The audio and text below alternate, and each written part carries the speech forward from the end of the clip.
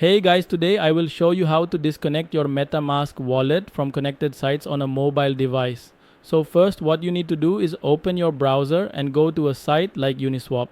In the top right corner, you'll see the connect button. So let's quickly connect to Uniswap, choose MetaMask and then press connect. Once connected, you'll see your wallet address displayed in the top right. If you tap on it, you'll be able to view your address and other details, confirming the site is connected. Now to disconnect, go to the bottom right corner of MetaMask and tap on the little gear icon. From there, select security and privacy. Scroll down until you find the option clear privacy data. Tap on it and a confirmation message will appear. Press clear to confirm. That's it.